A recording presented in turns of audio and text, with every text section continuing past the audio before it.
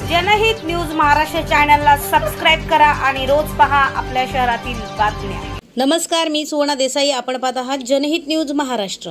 उल्हासनगरात काँग्रेस पक्षातर्फे नेताजी चौकात पदाधिकारी व कार्यकर्ते यांच्या उपस्थित उल्हासनगर कॅम्प नंबर 5 खडी मशीन या ठिकाणी असलेले डंपिंग ग्राउंड हटविण्यासाठी 10 जुलै 2024 रोजी उपोषण सुरू केले आहे।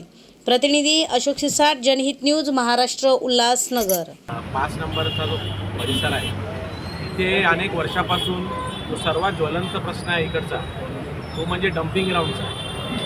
मागील 7 वर्ष 8 वर्ष पहिले तात्पुरत्या स्वरूपाचा डंपिंग ग्राउंड बनवण्यात येणार आहे अशा पद्धतीचं प्रशासनाने महानगरपालिकेने इथल्या स्थानिक जनतेला हे दिलं होतं की तुम्ही तात्पुरत्या स्वरूपाचा डंपिंग ग्राउंड बनवण्यात येणार आहे आणि नंतर तो लवकरात हटवण्यात येईल। आणि तेव्हा इकडच्या आपल्या सगळ्या चांगल्या नागरिकांनी शहर लक्षात घेता कोणताही विरोध न करता तो डंपिंग ग्राउंड तिथे बनला।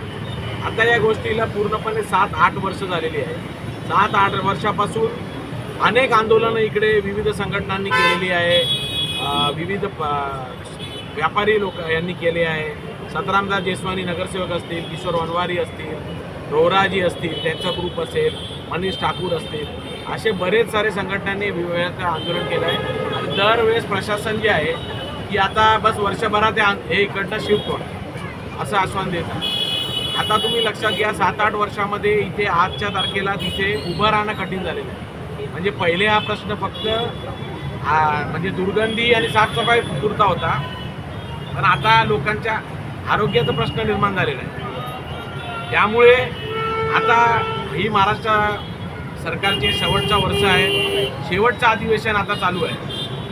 आमचा उपोषण करण्याचा हेतू हाच आहे की आम्हाला स्पष्ट प्रशासनाने कळवावं की या महिन्यामध्ये इथे डंपिंग कचरा फेकणं आम्ही बंद करणार आहे आणि इथे बनवणार आहे। तिथलं काय स्टेटस आहे, जमीन हस्तांतरण झाली का किंवा तिथली काय पोझिशन आहे, हे जोपर्यंत लेखी आम्हाला देत नाही तोपर्यंत आम्ही इकडनं उपोषणावरनं उठणार नाही आहे।